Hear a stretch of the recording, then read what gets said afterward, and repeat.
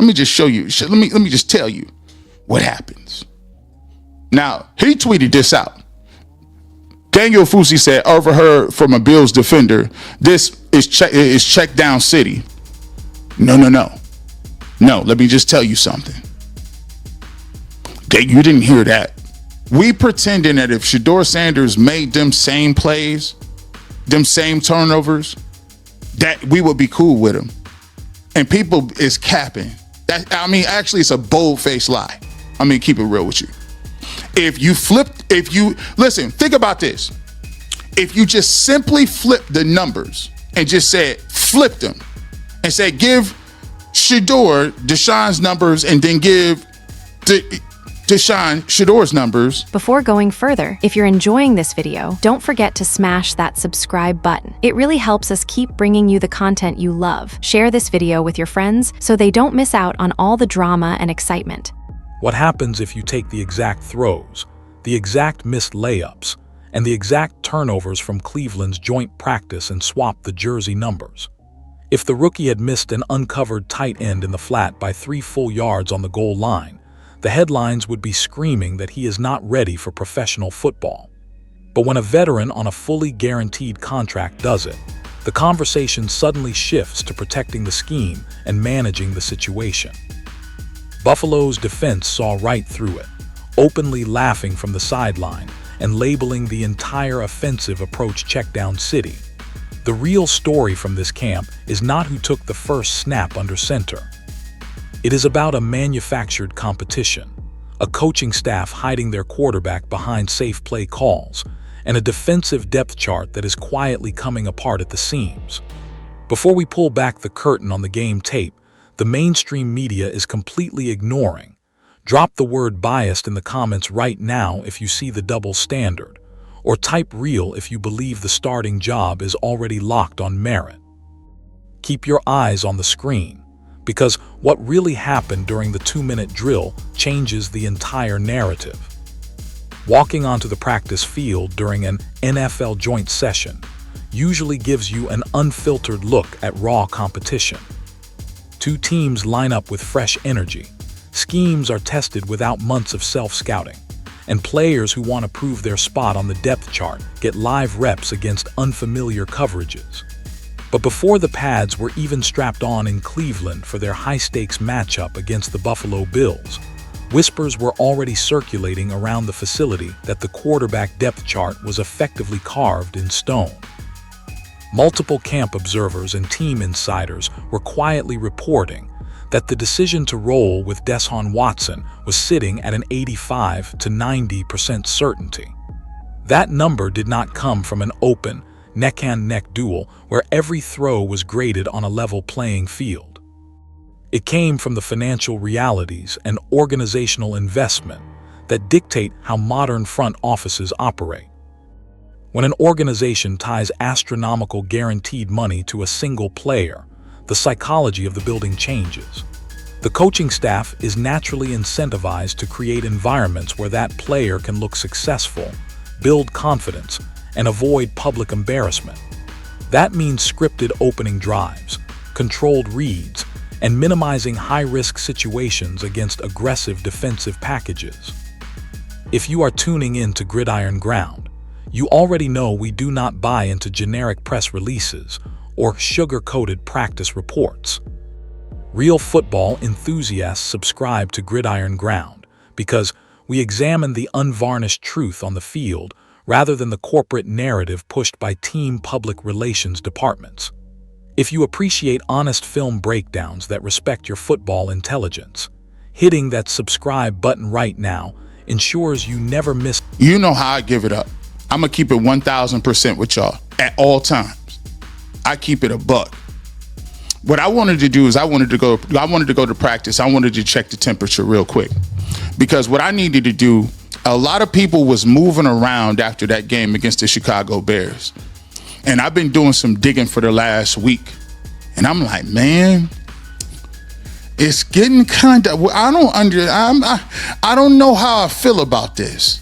I ain't gonna say nothing much, but let me just keep it a buck with you. It's looking like this an 85, 90% deal done. They want to roll with Watson, 85, 90%. I said, okay, cool.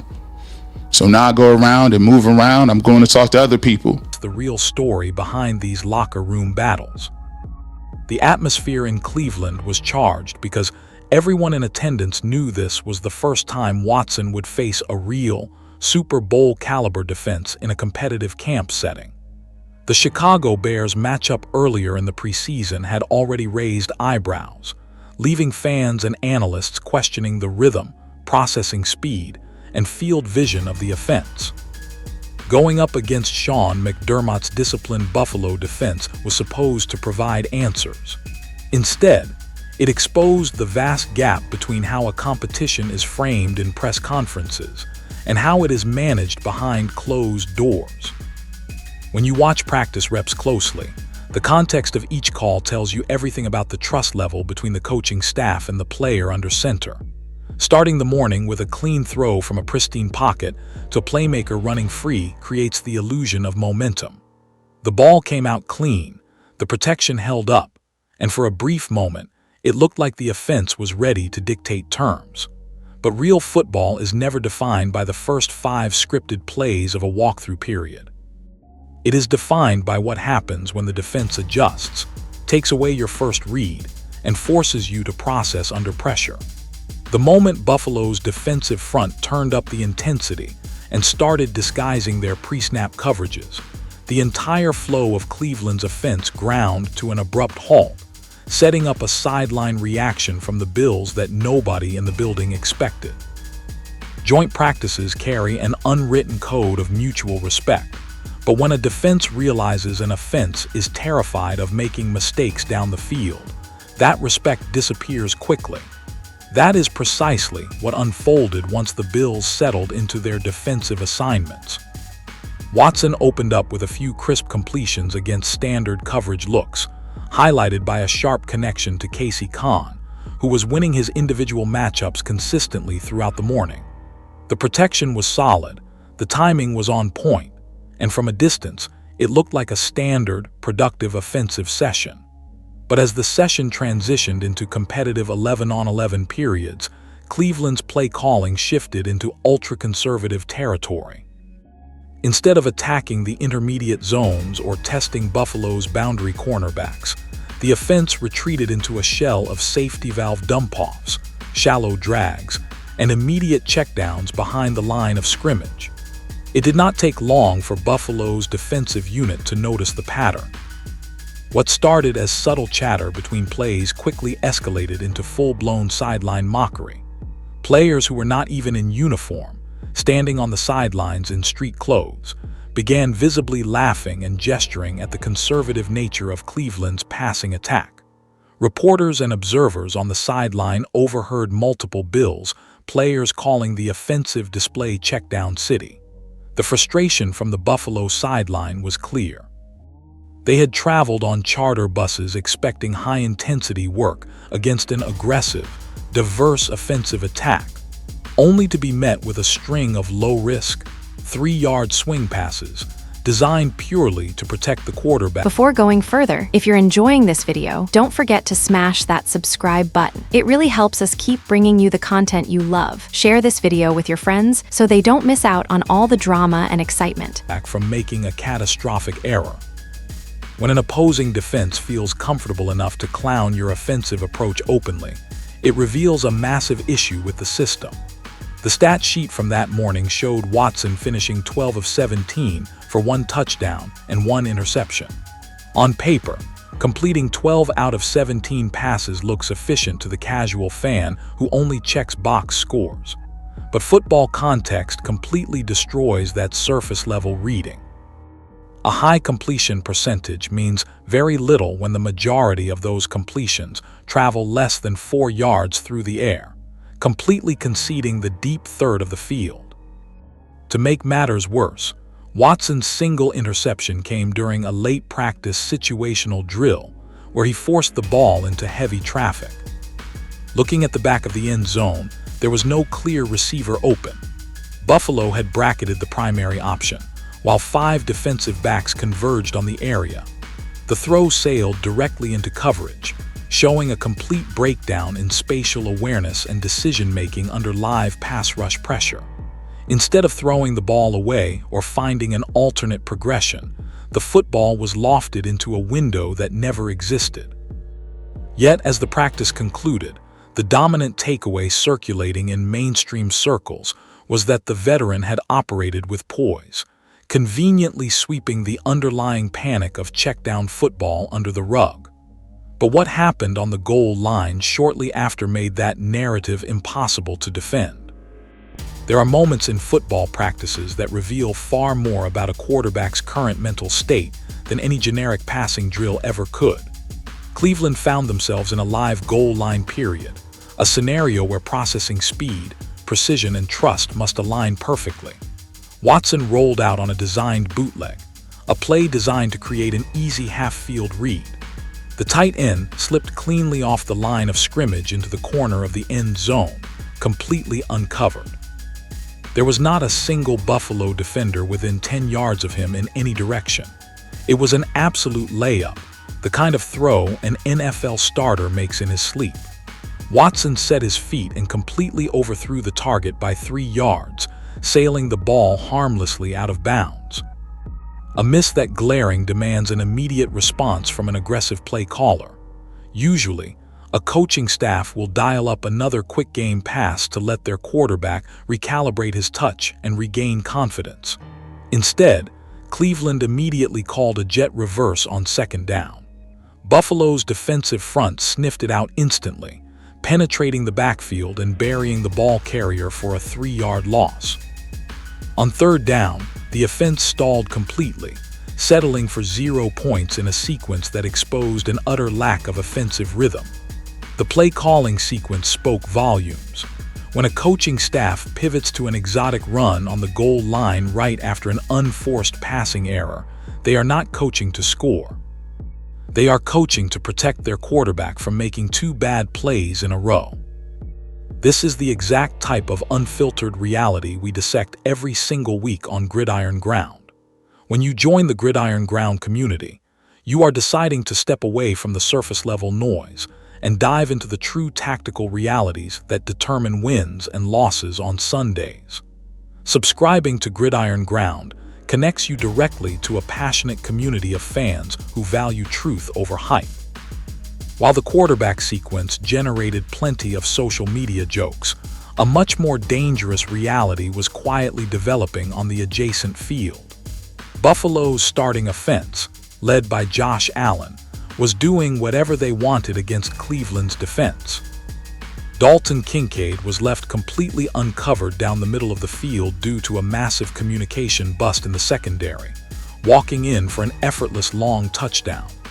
Even more alarming, starting defensive end Alex Wright went down with a severe lower body injury and had to be carted off the field in an air cast.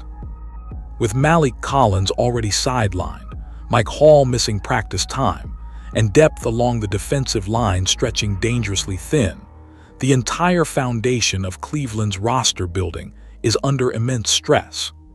The organization's master plan has always been to lean heavily on an elite defense while managing the offense conservatively.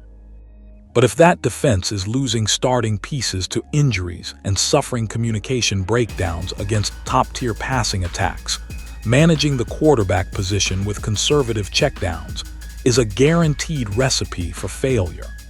That brings us directly to how the other quarterback on the roster handled his live reps when the training wheels were taken off. Evaluating a young quarterback requires you to separate the quality of the player from the limitations of the plays he is handed. When Shedeur Sanders stepped onto the field for his reps, the offensive play calling looked drastically different from the concepts dialed up earlier in the morning. Instead of full field reads or structured timing routes designed to attack the boundary, Sanders was repeatedly handed low-ceiling concepts. The offense ran a heavy rotation of bootlegs, interior draws, and predictable handoffs, leaving him with almost zero opportunities to push the ball downfield into intermediate windows. You cannot evaluate a quarterback's ceiling when the playbook deliberately restricts his ability to attack the defense. Yet, despite working with limited space and predictable play calls, Sanders finished his session 13 of 23 with 0 touchdowns, and most importantly, 0 interceptions. He took care of the football, avoided reckless decisions, and operated with absolute poise within the constrained parameters he was given. But the defining moment of his day did not come on a conservative handoff. It came during the live 2-minute drill against an aggressive Buffalo pass rush. Facing an all-out blitz package with defenders converging on the pocket, Sanders did not panic or drift back. Before going further, if you're enjoying this video, don't forget to smash that subscribe button. It really helps us keep bringing you the content you love. Share this video with your friends so they don't miss out on all the drama and excitement. To avoid contact. He stood tall in the pocket, allowed his offensive line to pick up the interior rush, stepped directly into the teeth of the pressure, and delivered a strike over the top of an underneath linebacker. The ball was fired directly between 2 closing defensive backs, hitting Malachi Corley in stride right along the seam. It was an NFL-caliber throw made under heavy duress, requiring elite anticipation, arm strength, and fearlessness in the pocket. It was the exact type of high-leverage throw that Watson failed to execute during his situational periods, yet it received only a fraction of the attention from post-practice analysts. This contrast exposes the massive double standard currently defining this entire quarterback discussion. During the course of the joint practice, all 3 quarterbacks who took snaps put the ball on the turf during live contact periods. Every single one of them had a turnover or a ball security issue. Yet, when the post-practice narratives were written, the turnover conversation was directed almost exclusively toward the rookie, while the veteran's mistakes were written off as standard camp rust. If you flip the stat lines and give the veteran's interception and missed goal line layup to Sanders, the sports world would be actively calling for his demotion. But because the organization is financially married to a specific outcome, the yardstick used to measure performance continues to shift depending on whose jersey number is on the field.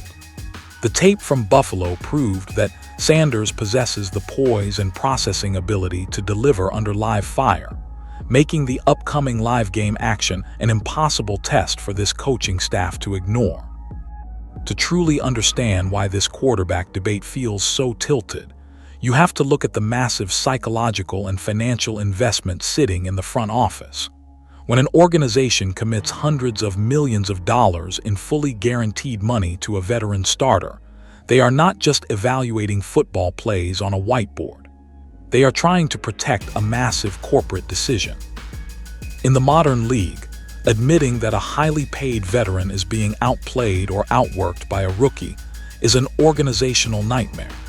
It creates an environment where coaches and front office executives naturally grade players on completely different scales, even if they never admit it out loud.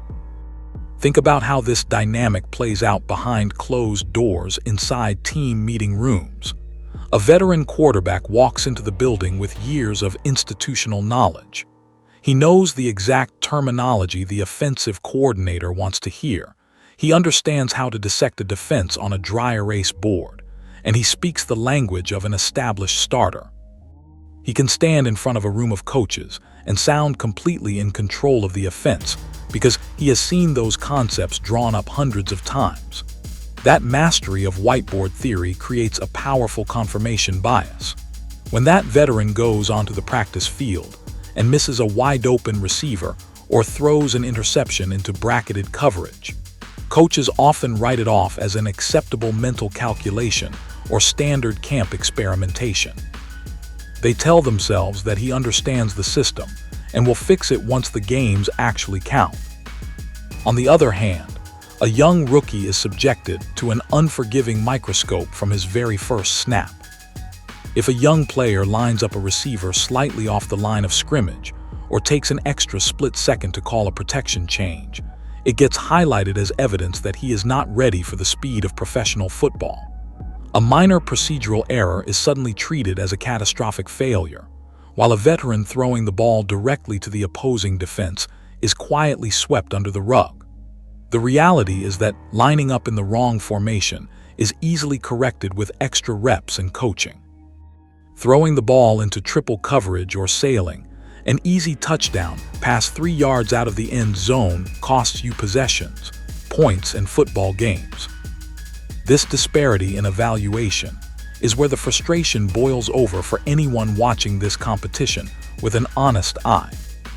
Reports from camp observers indicate that while both quarterbacks made mistakes during team periods, the public narrative only amplified the missteps of the rookie. When all 3 quarterbacks put the ball on the turf during live contact sessions, only one name was pushed to the top of sports talk radio as a ball security concern. If you took Watson's stat line, his interception in the red zone, and his missed throw on the goal line and slapped Sanders' name on them, the entire sports media landscape would be declaring the competition over. They would claim the rookie does not possess the processing speed or accuracy to lead an NFL franchise. But because the veteran has the financial shield and the established resume, he receives endless grace, context, and excuses. That is not a genuine athletic competition. That is a predetermined corporate outcome disguised as a fair evaluation. But while the front office can control the narrative in meeting rooms, the actual game film tells an entirely different story once you look at the mechanics under pressure. When you dive into the film and analyze how both quarterbacks operate under heavy pass rush pressure, the differences in their pocket presence and decision-making become undeniable. One of the biggest complaints coming out of joint practices was Cleveland's inability to punish aggressive defensive packages. When opposing defensive coordinators bring extra rushers, a starting quarterback must stand firm in the pocket, trust his pass protection, and deliver the ball on time into the vacated passing lanes. That ability to hang in the pocket while chaos unfolds around you is what separates elite processing from backup-level hesitation. During Watson's live reps against Buffalo, his immediate reaction to disguised blitz looks was to retreat or immediately drop his eyes to the check-down option. Instead of scanning past his primary read or manipulating linebackers with his eyes, the ball was repeatedly dumped off to running backs and tight ends behind the line of scrimmage. This is why the Bills' sideline was so openly frustrated. A defense wants to be challenged down the field. When an offense refuses to push the ball past 5 yards, it allows the Before going further, if you're enjoying this video, don't forget to smash that subscribe button. It really helps us keep bringing you the content you love. Share this video with your friends so they don't miss out on all the drama and excitement. defense to compress the field, clamp down on underneath routes, and completely suffocate the playbook. Even worse, when Watson did attempt to push the ball late in practice, his spatial awareness broke down completely. On his red zone interception, Buffalo showed a split safety look before rotating into bracket coverage. Instead of recognizing that the corner and safety were converging on the boundary, Watson lofted a pass into an area where 5 defenders were waiting. There was no separation, no throwing lane, and no clear receiver in the vicinity.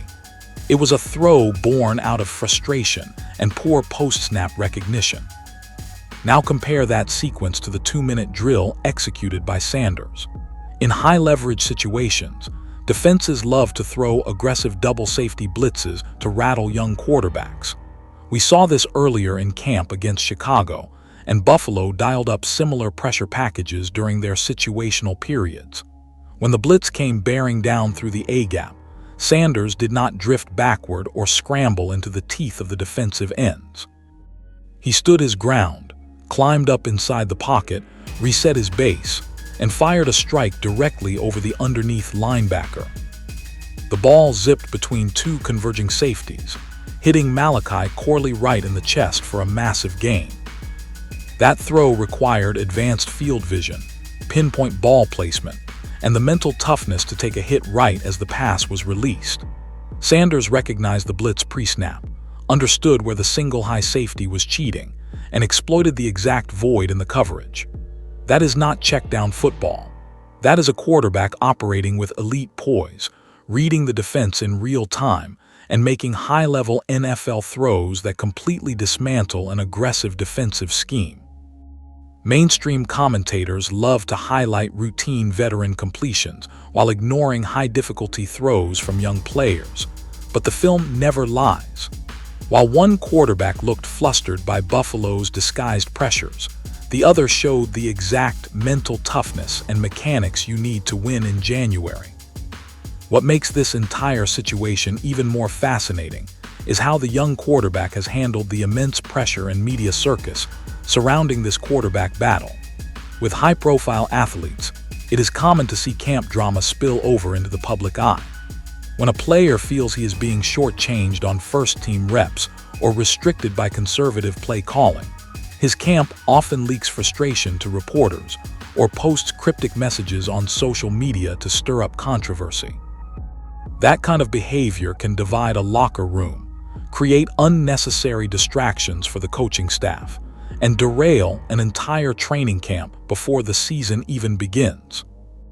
In Sanders' case, the response to this adversity has been absolute silence, relentless professionalism, and non-stop work behind the scenes. Insiders close to the facility have consistently noted that he has kept his head down, spent extra hours in the film room mastering the playbook, and focused entirely on perfecting the details of his game. Veteran observers who watched him throughout the week pointed out significant leaps in his pocket presence, his command at the line of scrimmage, his cadence, and his ability to quickly adjust protections against exotic defensive fronts. He is not complaining about the scripted limitations of joint practices or begging for media validation. He is letting his preparation and his tape do the talking for him. That kind of mental discipline and quiet confidence is exactly what builds winning cultures in the National Football League. Here on Gridiron Ground, we respect athletes who put the work ahead of the hype, and we respect football fans who demand the absolute truth about what is happening on the field. You see, mainstream sports media wants to spoon-feed you simplified storylines that protect high-dollar superstars and promote corporate interests. But Gridiron Ground was built for the true diehards who want deep tactical breakdowns, unfiltered film analysis, and the raw reality of NFL locker rooms. If you are the kind of fan who wants to stay ahead of the curve and understand the real chess matches dictating this league, subscribing to Gridiron Ground right now is the best move you can make. When you subscribe to Gridiron Ground, you are securing your spot in a growing community that cuts through the noise to deliver the real story every single week. The reality facing Cleveland is that you can only delay the truth for so long. You can manipulate joint practice scripts. You can design goal line run calls to shield a struggling veteran from making another high-profile mistake. And you can lean on conservative checkdowns to keep completion percentages artificially high. But you cannot protect a quarterback once the stadium lights turn on and an opposing defense is flying around with pure bad intentions. Sanders has put himself in a position where every single preseason snap he takes will force the coaching staff to make an uncomfortable choice. If he continues to operate with calm footwork, deliver strikes under heavy blitz pressure, and protect the football, the pressure on this organization will become overwhelming.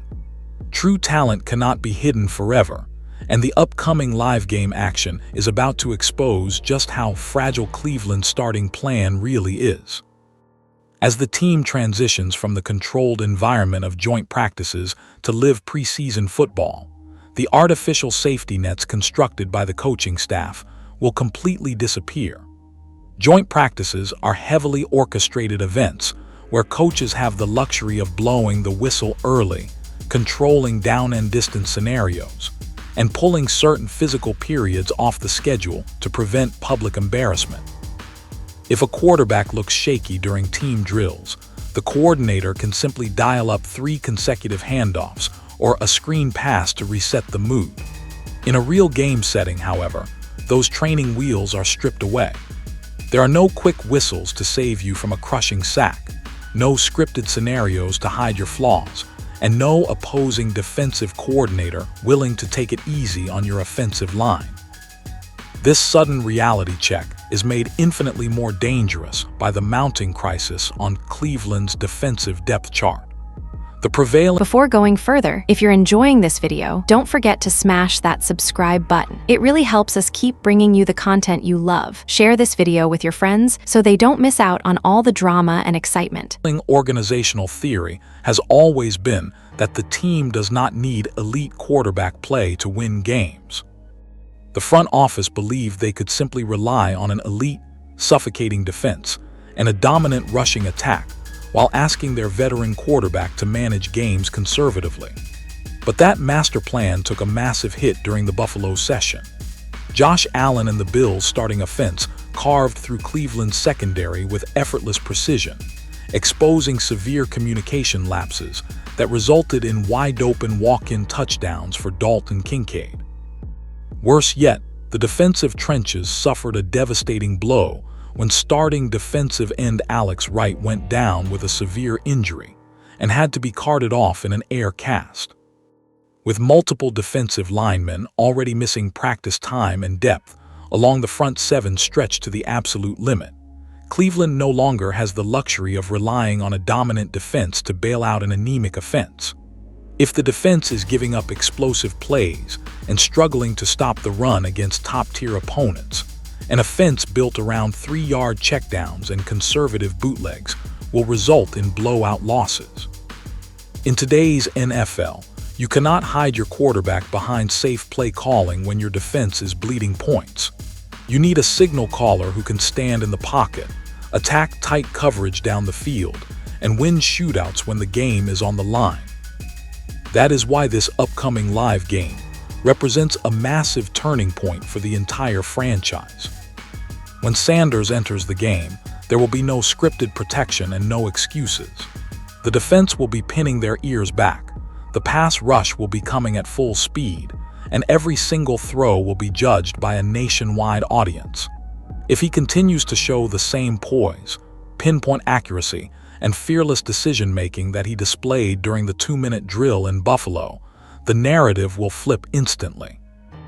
The coaches will no longer be able to hide behind veteran deference or corporate financial commitments. The truth will be laid bare on national television, and the entire league will see whether Cleveland is committed to winning football games or simply protecting a contract. The joint practice between the Browns and the Bills revealed far more than a simple training camp box score.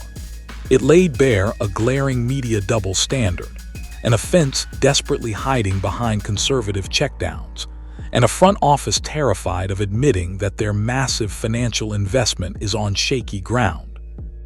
While one quarterback received endless excuses for bad interceptions and missed goal line layups, the other quietly delivered laser-accurate strikes under heavy blitz pressure while operating inside a restricted playbook. With Cleveland's defense suddenly suffering critical injuries and coverage breakdowns, the margin for error has completely vanished. Managing games with safe, underneath passes will no longer cut it. When the live bullets start flying this weekend, no amount of scripted coaching or public relations spin will be able to hide the truth. The real question is whether this coaching staff will have the courage to start the quarterback who gives them the best chance to win, or if they will continue to let money dictate the depth chart until the season slips away. Deshaun Watson had a nice throw to start the thing off, right? Nice throw to Casey Concepcion. Right here, let me show you. Let me show you. This is early. This early. That's a nice ball. That's a nice ball. By the way, Casey Concepcion was unguardable all day. He kept running. He caught so many. He was catching the football, and he would come back and be like, "These dudes suck." Casey Concepcion was cooking. Let me show you again. I don't want nobody accusing me of nothing. This is a nice throw. Good protection.